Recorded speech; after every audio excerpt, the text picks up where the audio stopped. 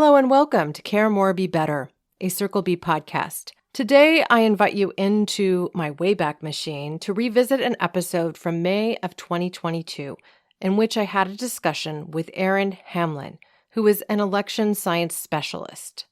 We got to talk about ranked choice voting and approval voting, and how these systems of voting could really change our democratic system overall. It would change the way you vote, how your voice is heard, and could even erase this penchant for a two-party system. I hope you can come to today's episode with an open mind and think deeply about how something like this, how an overhaul of our election system could really change things for you. With that, here's Aaron. There are so few times when, as a citizen, that we can't be ignored. And one of those few times is when we vote. And we get this tool to be able to say, like, who sits in those offices, decides the policies that govern our day-to-day lives or spend the large amount of tax dollars. And we only get one chance to do that. And we were given this highly ineffective tool. Welcome to Care More, Be Better, a podcast for people like you who care about the social impact of conscious companies and everyday heroes. Hear inspiring stories from those who put people and planet before profit and personal gain. You'll learn how you can make a difference, vote with your dollars, and get involved today. Here's your host, Karina Belizzi. Today, we're going to learn about approval voting and how it could change the face of politics in America. As I introduce you to Aaron Hamlin, Executive Director of the Center for Election Science, a not-for-profit focused on empowering people with voting methods that strengthen democracy. He has written articles for Deadspin, Bust Magazine, and The Telegraph, as well as many more. And he's been featured in Popular Mechanics, NPR, Inside Philanthropy, and MSNBC as an expert on voting methods. Aaron, welcome to the show. Thanks, Greta. Well, I'm glad to have you here today. I would love to first just get to know what really inspired you to dive into this world of politics and really interest you in approval voting in the first place. Yeah, I think initially my first encounter with this was in grad school, because I think before this encounter, like a lot of folks, I didn't recognize the voting method, like how we put information on the ballot and how that's calculated really came into play. And in grad school, I had this instance where I was around a bunch of friends. We were in this student group and we were talking about who we were going to vote for. And all my friends were talking about voting for people who I knew didn't align with their interests. They were even disaligned with the actual reform that we were in the student group for. So I just found it really bizarre. And I was giving them a hard time about it. And they were saying, like, well, like if we vote for the people that support this cause area, then they're not going to win anyway. We're just wasting our vote. And they were going for this long-term incremental approach. I know I was kind of put off by it. Well, not kind of, I was very put off by it.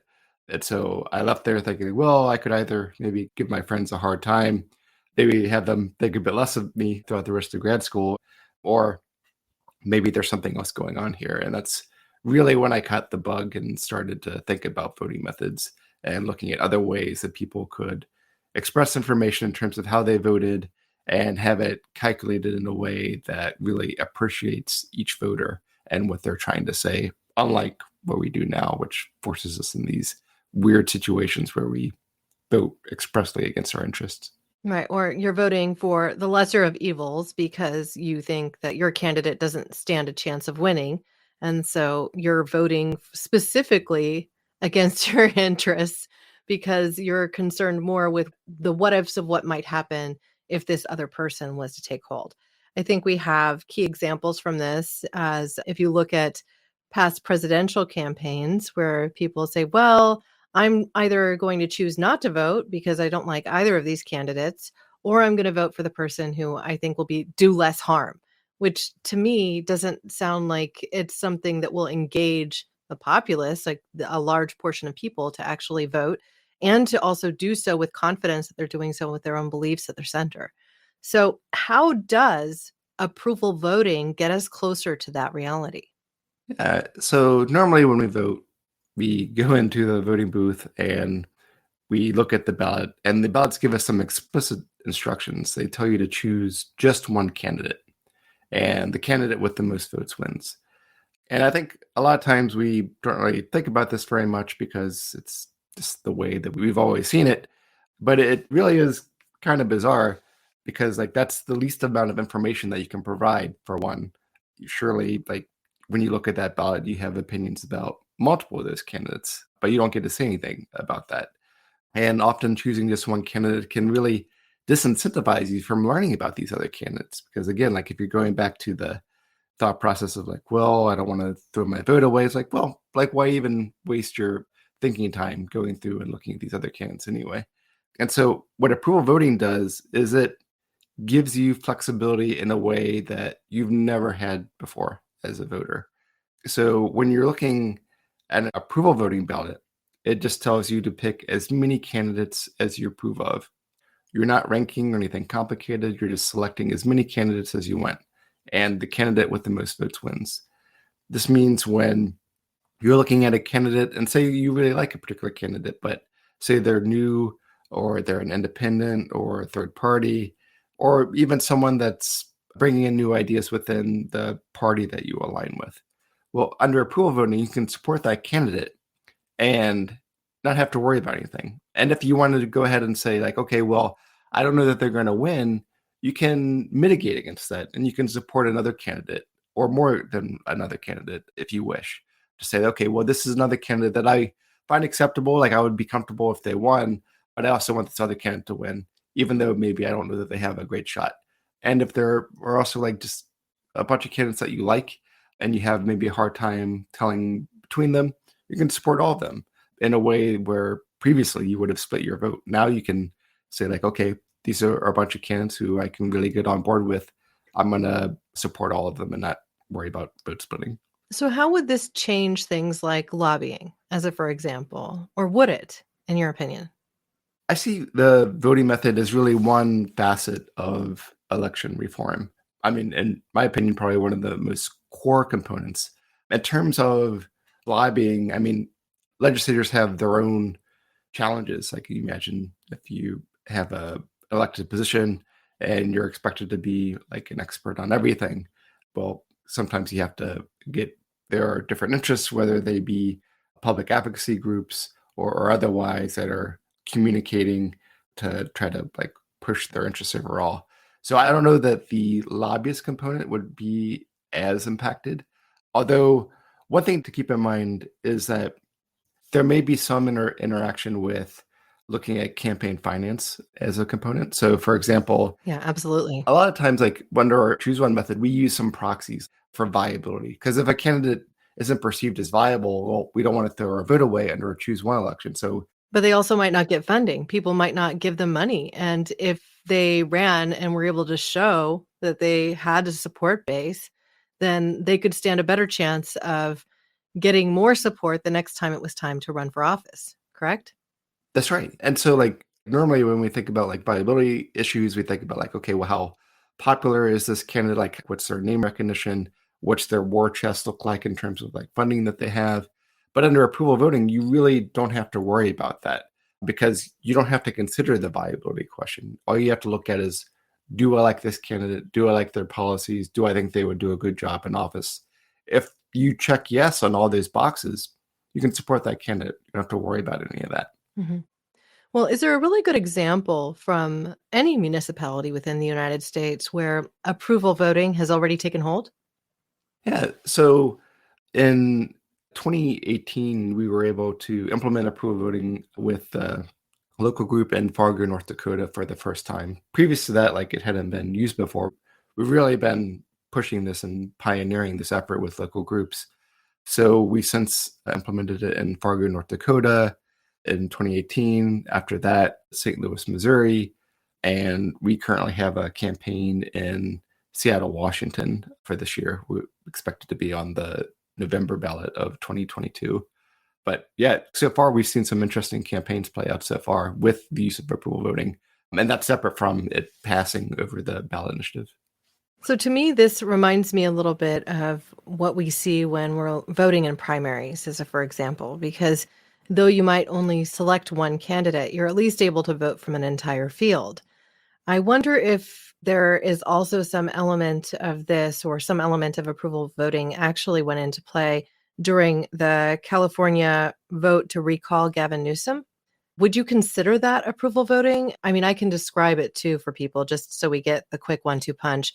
What happened is that we received ballots in the mail that we were supposed to first vote yes or no if Gavin Newsom should keep his job. And then if yes, then nothing would really happen to his role. If a majority of people said 50% or more said, okay, he's going to keep his job. But if 50% or more said, no, he shouldn't keep his job, then this next page came into effect where you had a field of about 30 different candidates to choose from. And I think you could choose as many as you wanted, if I recall correctly. It might have been 3 or 5. I honestly don't remember, but you could choose multiple candidates. So would that in your mind be approval voting, at least on that back page, so to speak? I can't remember. My recollection in that one is that you couldn't choose more than one for the second part, even though there were many candidates. And that's pretty common, like, unfortunately. Like, I mean, you would think like, okay, well, we've got like 30 or 50. Like, when you increase the number of candidates, the odds go up that you like more than one of those candidates, just as like a logical matter. But the issue there, I think, comes up a lot when you have multiple candidates in an election. I think that's a great example. Also, looking at local mayoral elections, like there are many cases where you could have like 8, 10 candidates. This is not uncommon. And so when you look at those and when you're looking at a primary or a general election, it really is ridiculous that we're being forced to choose just one because, of course, we can like more than one candidate. It's almost nonsensical to expect us to like only one in that case. And when we like more than one, or there are a bunch of candidates that share some kind of similarity, we should be able to support multiple of them so that we don't have our vote split. Because otherwise, what happens is if there's some other candidate that has some amount of support, but they don't have a bunch of candidates that look like them, then what happens is they don't split their vote, and the other candidate block, even though that other candidate block may share a lot of popular opinion among the electorate and maybe the most popular ideology overall, but for the mere fact that they had more candidates running, that ideology could wind up losing, even though it represents the electorate much better. And so being able to avoid some of this vote splitting that occurs is a real issue that we need to address, because when that does happen, you can also have issues for the extremism too, because our current choose one method, particularly when you're dealing with primaries, you can have a lot of the vote splitting occur around the center. And so it can allow more extreme candidates to come in. And that's something else that approval voting guards against, is these more extreme candidates, particularly when you're talking about crowded primaries. And the way that we look at it is not so much that we should reduce the number of candidates. Like, you want a healthy field of candidates with new ideas and exciting approaches to the problems that we face within our cities and states and our country. The issue is making sure that voters themselves can express themselves in a way where in the aggregate we get a clear picture of what we want, and making sure that that's expressed and we can select someone who ultimately is able to make good decisions that are representative of the population itself. So how exactly does approval voting guard against extremism? To me, I'm not 100% clear on that. I'd just love to hear your thoughts. Yeah.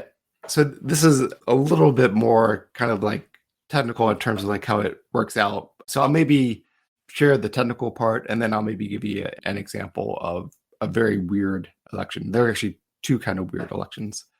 So we can think about political ideology falling across kind of a normal distribution where we have like the cluster of people really falling in the center, and then it kind of like going down for the extremes on either like the left or the right, if we want to simplify this. And if there's a candidate in the middle and you can only choose one candidate, well, all the folks that also supported the candidate on the left or candidate on the right, they can only choose one of those. And so as a result, that candidate in the middle has their vote split with the candidate to the left of them and the candidate to the right. And so they get fewer of those selections, whereas candidates on more of the extreme, they don't have vote splitting from either end like the candidate in the center does. They only have vote splitting more towards the center. So they only had that vote splitting on one side. So they're able to pick up more votes because they get the rest of the kind of the tail end of the voting population. And we can see that play out in interesting ways. And I think sometimes people look at issues like this and they think like, you just do a runoff. Like that solves all of this. Like you don't have to worry about any of this if you do a runoff. Well, it's the second time of voting. Yeah. And they could say like, okay, well, you can do a runoff. And other folks would look at that and say like, okay, well, it seems a little resource intensive, like maybe a little bit wasteful. Like maybe we can simulate a runoff with a ranking ballot. So there are different kind of approaches to this, but both of them have their own issues. So for example, one famous election that had an open primary and then the top two went on to the general election was 1991 gubernatorial election in Louisiana. This was a crazy election. So there was an incumbent governor, Buddy Roemer. He's kind of a moderate. And then there were two other candidates who were really weird. One was David Duke, who is a Grand Wizard for the Ku Klux Klan, very outwardly racist. And then the other person was a Democrat, but he was pretty clearly like caught up in a lot of like corruption issues. And so what happened here was the Buddy Roemer did not make it to the runoff. So he was a bit more in the center, and the vote split between him and the Democrat and then him and the Klansman. And what's interesting here is you would think like, okay, well, maybe Buddy Roemer wasn't all that popular. But we know that he actually was in this election, but it was only because of the vote splitting. And we know that because of the polling. So between Roemer and the Democrat, Roemer won if you looked at them head to head. And then if you looked at Roemer versus the Klansman, Roemer also won there head to head. So this is merely a product of vote splitting that we're seeing in a way that's not really super obvious either. We only know this because of the polling that happened in addition to the election itself. Because you look at the election itself, it's kind of hidden. You're just looking, you don't have the information to be able to see what happened. And so as a consequence, you had these two really terrible candidates. The corrupt Democrat, his name was Edwin Edwards.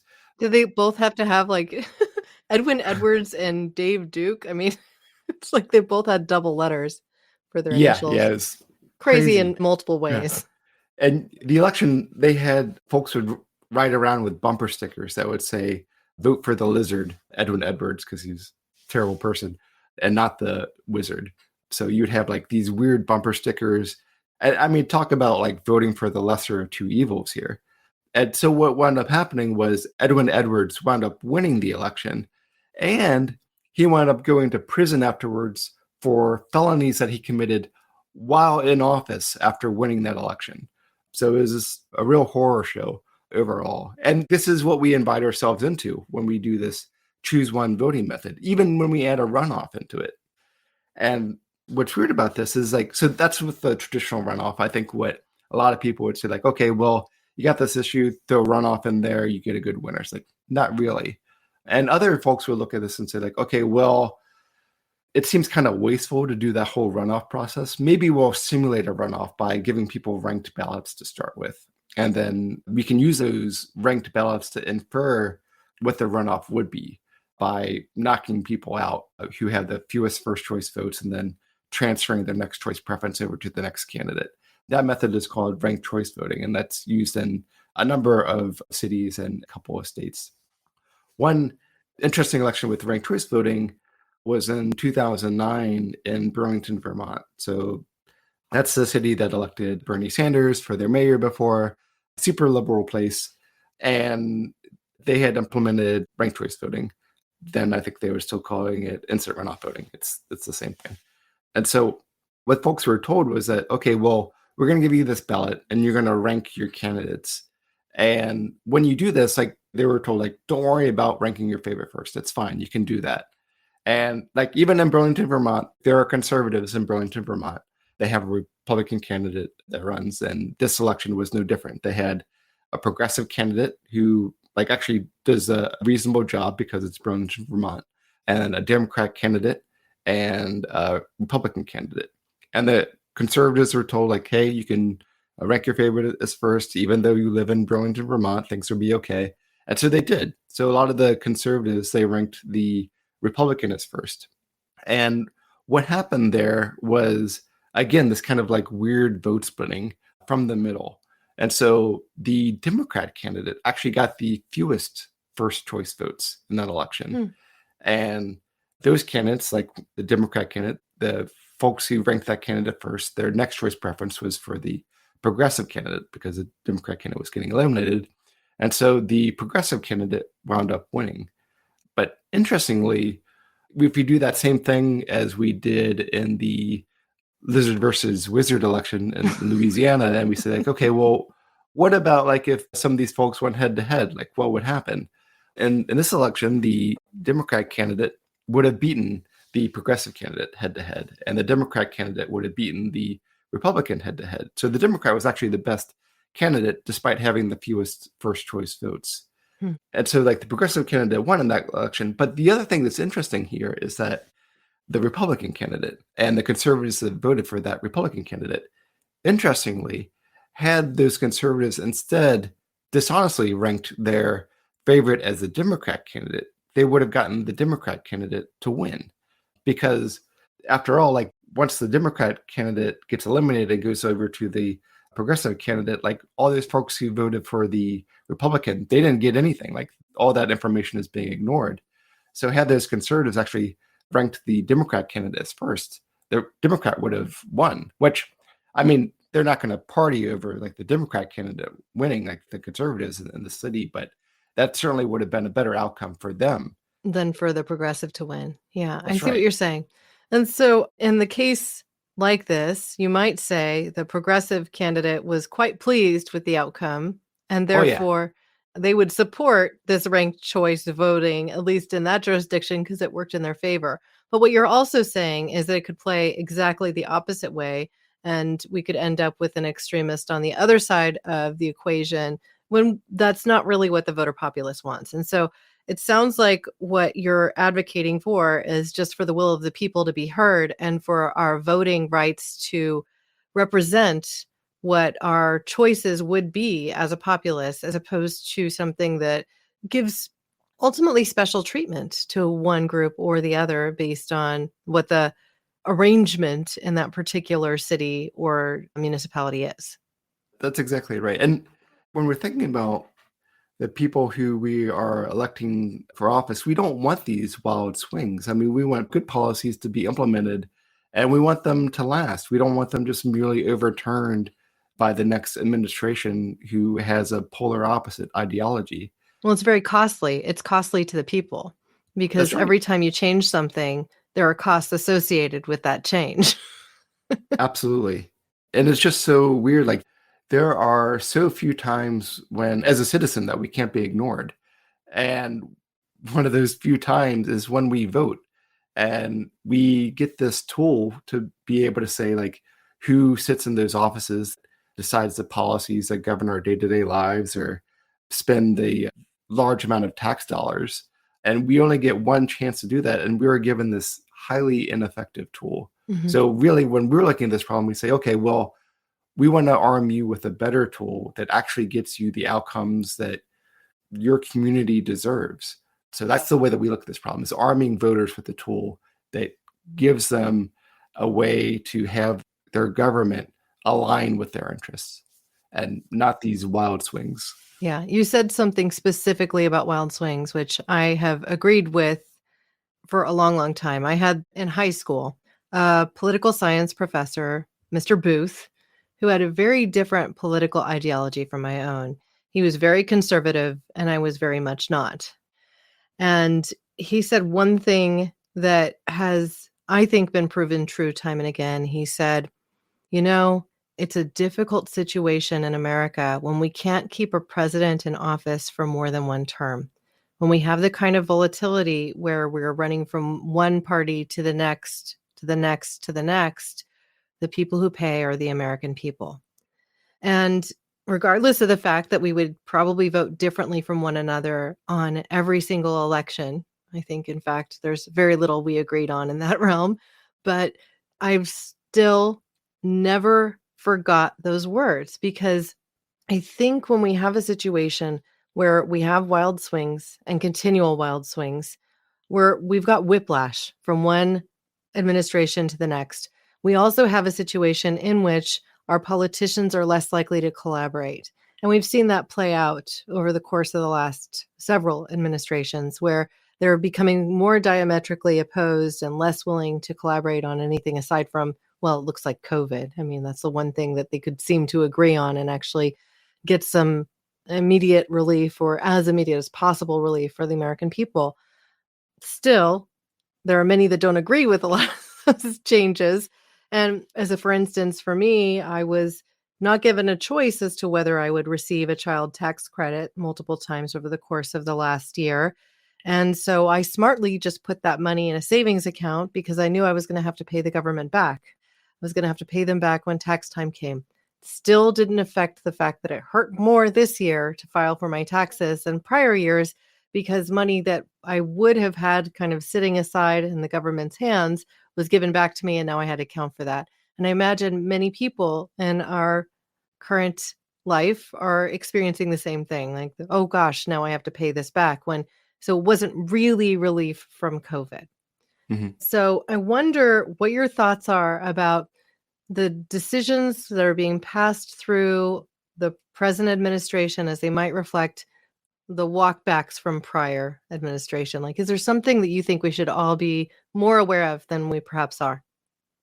This kind of whiplash that you describe is like all too common. There's one comic strip I remember seeing where there's this political cartoon where they had this car that was stuck in this like alley, and there was like Democrats kind of like plastered on one side of the wall and then Republicans on the other, and like they were crashing into towards with the front of their car, and they said, this isn't working. It's like okay, back it up again, and they would just like go, and you would see like both parts of this car just being wrecked on either side from just going back and forth with no real progress at all. It goes back to the idea of like there's just no sustainability with this kind of approach. All right. Well, it's a lot of waste. It's most visible when we look at what happens with the presidential office, because every time there's a change, you're talking an entire staff transition. There's very few people that rest from one administration to the next. And even anybody in the world of business will understand it's costly to hire, it's costly to train. Each of these things takes a lot of effort.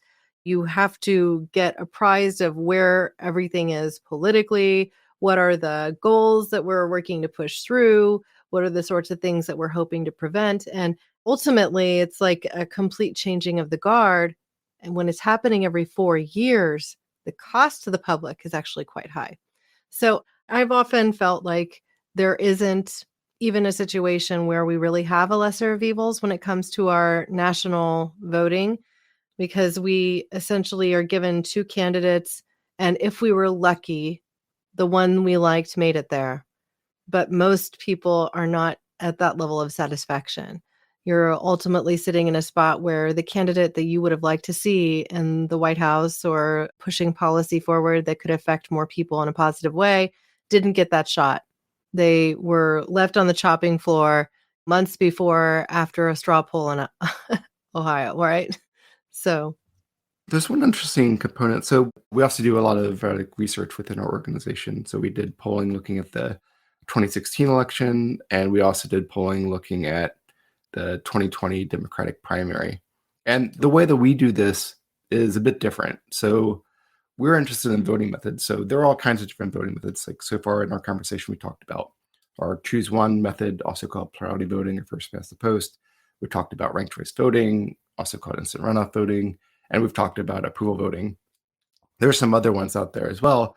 So when we do this research that involves polling, what we'll do is we'll ask each respondent how they would vote each of these different voting methods for a particular election. And then we do something a bit unique. I think it was a bit novel, like for this research. And so what we did was we asked people a control measure question. We would say, okay, now we want you to be honest here. Just tell us how much you would like this particular candidate to hold this seat on a scale of 0 to 5. So we did that in addition to how would you vote under each of these different voting methods. And when we did that for the Democratic primary, what we saw was that both Sanders and Warren did significantly better than they did under choose one method during that whole primary. And even some of the other folks, like there are a lot of folks out there, for instance, who liked Yang a lot. Even with approval voting, he got 30% versus 10%. Of course, 30% didn't put him in the front of the pack, even with approval voting, but a significantly different amount in a way that possibly wouldn't have been marginalized to the same extent that he was. But looking over at Warren and Sanders, I think a lot of folks will look at them and say, like, hey, I think they may be too liberal for the party. It may not really represent the party's values in terms of people who are registered as Democrat.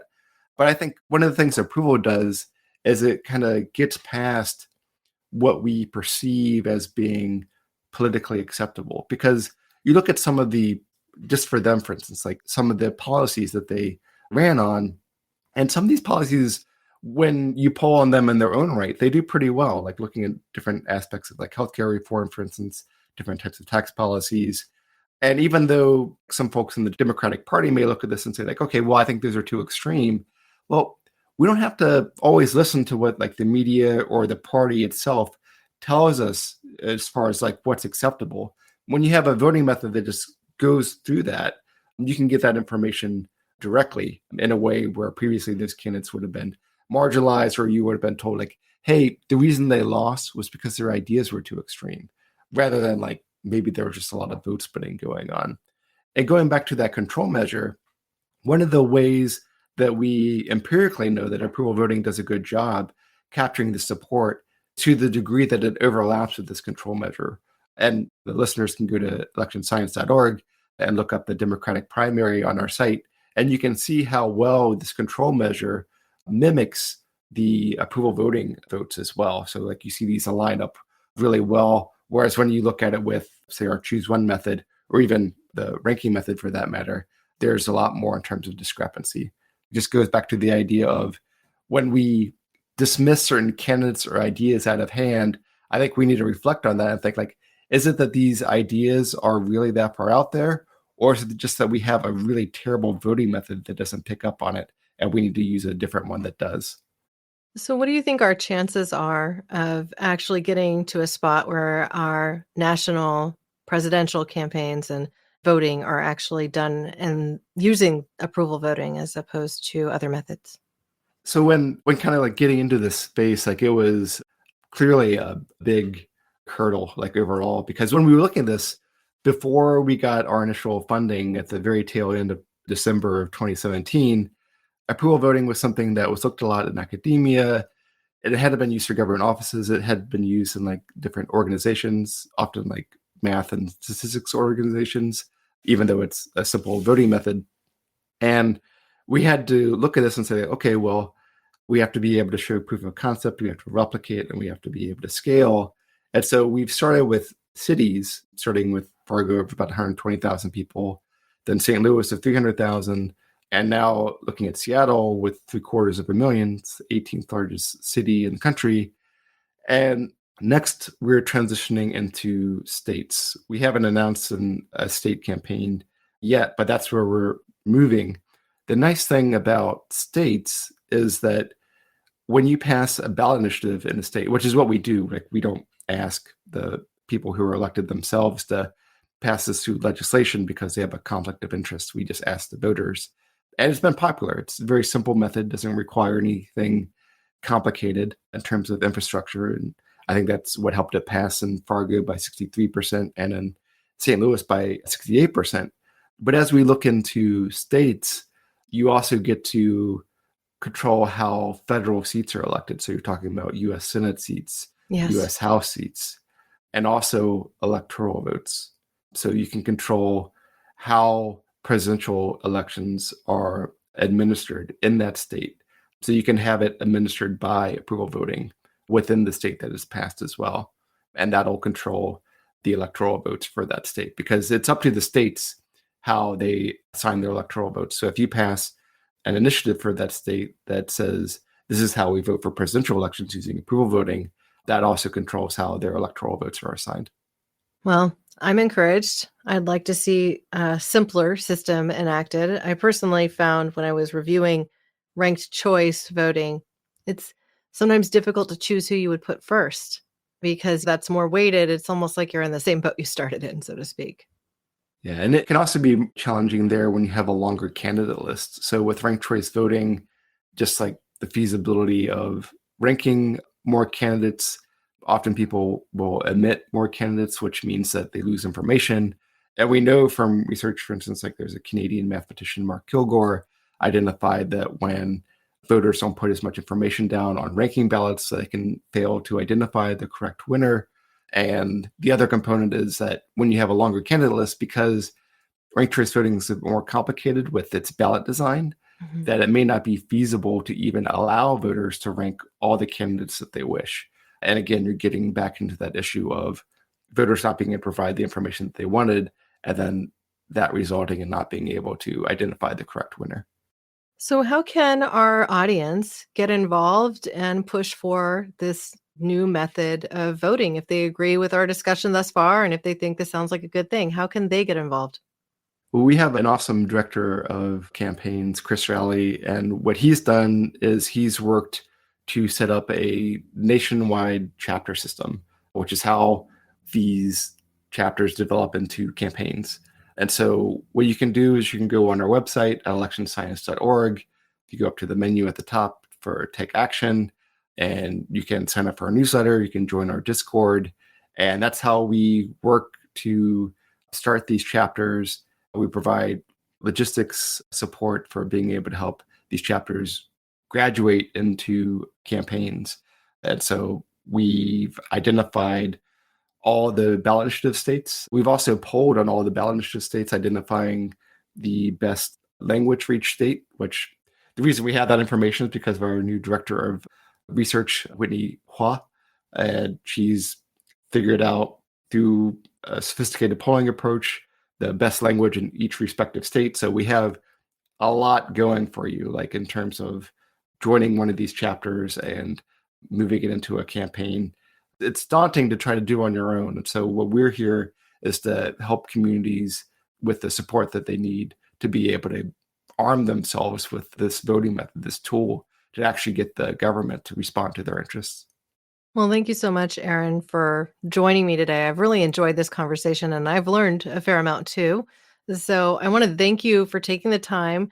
Is there a question that I haven't asked that you wish I had, or perhaps a thought that you'd like to leave our audience with?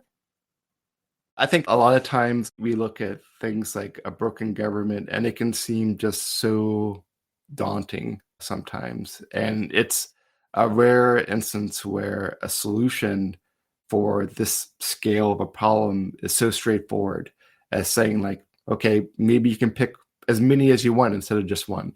It's very rare that a solution can be so simple. And this is really one to take advantage of. So I definitely encourage listeners to jump on board, get involved. It's a really exciting journey to take back what's ours, our democracy. Yeah, well, I think that's perfect. Thank you, Aaron, so much for joining us today. Thank you, Karina. As you consider what we've covered today, I want for you to think about how you vote. And when you choose a lesser of evil as you make your voting decisions. If we've had a better way of voting, how might we change how we vote? Would you engage more? Would you actually be more interested in what's happening in our political world? If we had approval voting, how might your voting habits change? So I invite you to lean into discovery, stay curious and hopeful, ask questions, consider joining one of those chapters, and let's build that better world together. Thank you now and always for being a part of this pod and this community, because together we really can do so much more. We can care more and we can be better. We can even overhaul the way we vote. Thank you. Thanks for listening to Care More, Be Better, a podcast for social good. To make sure you never miss an episode, subscribe, rate, and review wherever you listen to podcasts, and share with your friends to help us reach more people and spread more social good.